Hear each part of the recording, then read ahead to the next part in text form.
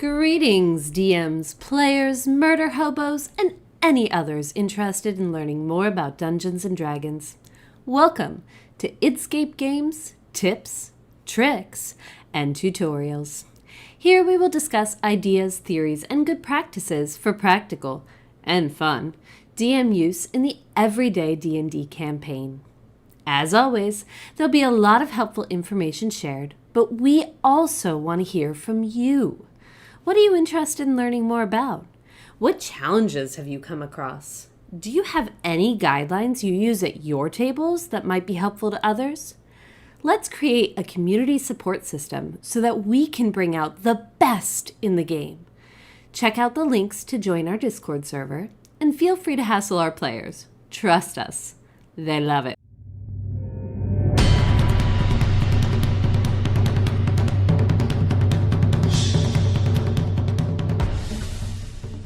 Greetings and welcome to Id Scape Games' next installment of DM 101, Tips, Tricks, and Tutorials.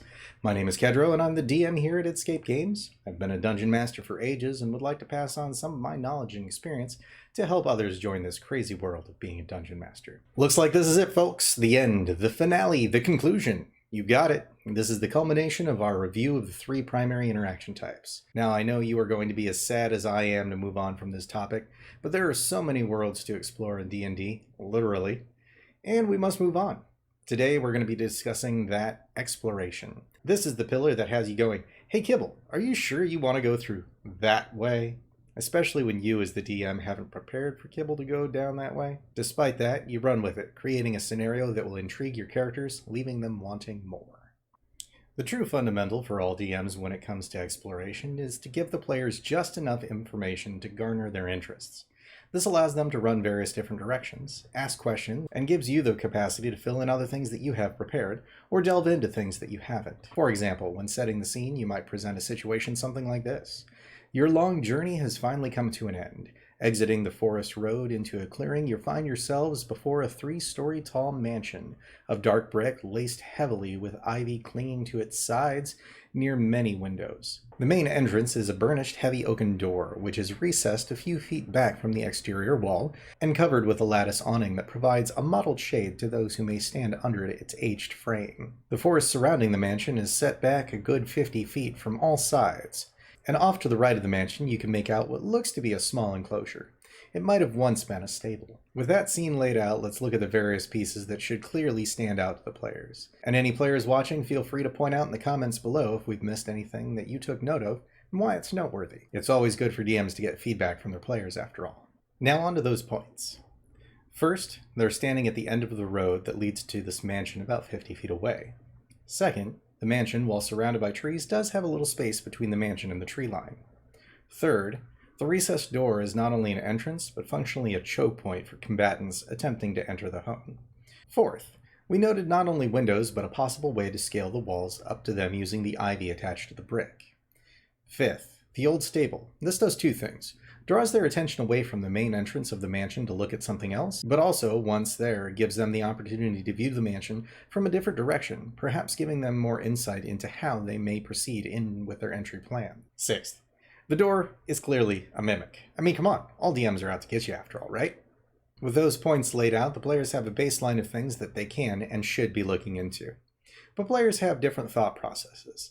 And with those come additional questions. So while this is set up, it makes it so that you, as the DM, only have to know the outline and major and minor story beats and location notes. It does leave you with the option to be more creative with the in-between, especially when you're my players, because for some reason they always think I have something up my sleeve. I mean, obviously, I do, but that's not the point, right? Now I'm sure some of you are thinking, but I can't do the creative thing. I need to be prepared in order to run everything. That's okay. If that's the case, it just means that as a dungeon master, you have a lot more prep work to put in before running the game. Additionally, that's what supplemental encounters are for. These do not have to be fully fleshed out. They can be run in much the same way with just a few ideas that let the players go running in, maybe into combat, and always for some form of reward. Let's circle back on rewards in a moment though. If you're truly in need of full depth, fleshed out encounters, then I would definitely suggest using one of the core 5e modules. Which one heavily depends on what type of game you and your players like to play. Waterdeep Dragon Heist is a great starter. So are the Lost Mines of Phandelver. With more confidence in a group that is heavier into roleplay and investigation, but willing to take on challenging encounters, I personally would push for the Curse of Strahd, as the demiplane offers tons of lore, balanced loot, an easy to understand and yet complex villain to use, and a variety of locations and mini-quests to do so along the way. But fair warning, most of the book requires the players to handle encounters that they are not well matched for. So having a cautious, tactically minded, or a veteran gaming Sherpa is always beneficial to the group. If you prefer, or just happen to have another one of the main core books, feel free to go with that. Some are much more difficult and less straightforward than the others. Where Dungeon of the Mad Mage is a classic dungeon crawl, Descent into Avernus is a sprawling plane-hopping option, pitting the characters against the forces of good and evil. Oh wait, I'm rambling. Yeah, I know I do that. Anyway, any of the books are a great start, and WotC did a great job in putting together in so many different ways to accentuate the various different playstyles and locales within the Forgotten Realms that we have some great options to start with. Note, I do say start. All of these, while they provide a great starting point, will need a bit of work on your part. Many, and I do mean many of them, have some early on encounters that are basically player skill gate checks. Players can die easily and often in the starter portion of Curse of Strahd, only to come out a completely different person under the sway of demonic forces. There is an early encounter posed within a confined space in Descent into Avernus, where characters low enough may be dropped by a fireball, which may TPK the entire party. If you and they are new to the game, adjust these things. They aren't necessary, and you can do anything that you want. Anything that can outright drop your party is not a challenge. It's a great way to kill off the fun early in an adventure. Now, that being said, you can be tactical with it. Say with that fireball. Maybe the mage is startled and drops it at their own feet, doing a great deal of damage to themselves and the tank types up front, but leaving the healers in the back to pick people up and dust them off. Get them back into the fight without much of an issue. But I digress. On to rewards. Rewarding your players for actively exploring does not have to be in the form of gold, magic items, or information that pushes the storyline forward. It can be anything that piques your players' interests. Retainers and henchmen are useful from time to time. We'll talk more on them later in the video and how to deal with the potentials of excess there. Lore about the world, the gods that inhabit the world, and the various socio-political aspects of the world. Any lore, and I mean any. There's almost always a player at the table that fulfills the lorehound archetype and feeds off knowing about all the things in your world. An easy way to go about this, if you're using an established campaign setting, is when giving the players a book about X, whatever X may be. It links to a wiki about the topic, giving a brief summary to the lore. The character knows anything that may be available on this wiki, but not anything that that wiki may link to. Additionally, when needing a check that relates to that topic, if they have the book with them, and say 10 minutes to reference their material, they receive an advantage on the check, having been able to literally look up closely related fact or the answer in and of itself. Now, that said, gold and magic items and other standard treasures work as well.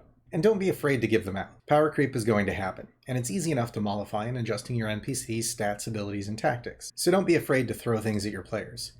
Just understand if you throw them too many goodies, you will end up needing to up the power level of your NPCs appropriately to compensate the scale of the challenge, or expect them to plow through some of the encounters on purpose. A fully decked out party of level 10s can decimate a Koboldborn within mere moments, and that's okay. Heck, that can be an exploratory treasure in and of itself, because at that level, they feel no threat walking directly into a den of miniature monsters. They may want to slaughter them for the power fantasy of it all, or you may see them attempt to parlay, since the NPCs are so far removed from their own level as to pose no threat. Clan of Kobold Retainers, anyone? Someone among you is screaming yes. I know it. I really know it. Now, back to the actual point. Exploration is a key fundamental part of the game. It should be rewarded as much as combat and social encounters, even with XP. Talking your way through something, or finding a way around an obstacle should be worth just the same as fighting your way through it. Every room, every forest, every warren, every den, everything needs to have something, no matter how minor, something to find, interact with, or keep, even if the players just end up selling it for a minor amount of coins. Preferably, this has relevance to the area that the party is in. Goals that the party has, clues to the story, treasure to enrich the party, lore to educate the party, something. And those rewards can be intertwined. Lore about the area that then gives clues to the story which meshes with the party goal that may be unattainable if not dealt with. The more options that you are able to synergize, the more engaged that your party will be. This is because it will touch on more than what one single player wants. That lorehound gets the lore they want. That for the story player gets to progress the storyline. The dashing rogue doesn't want his master plans messed with, and so on. That being the main case of things, as you design your stories and your dungeons within the stories, think about what should be in the rooms. Nothing is less fun than going into a room and finding it completely empty. At that point, you're just wasting your time reading a paltry room description, and the player's time trying to find what the room was placed in the dungeon for. It is much more fun when there's something to do, something to interact with, and a reason that the room even exists. Really, the point here is to make things feel immersive. And while I understand that there are times where in the real world, if we were to explore, we would find nothing. This is fantasy, and at its best, it should be high fantasy. So there is always something to do, always something to find, always something to interact with.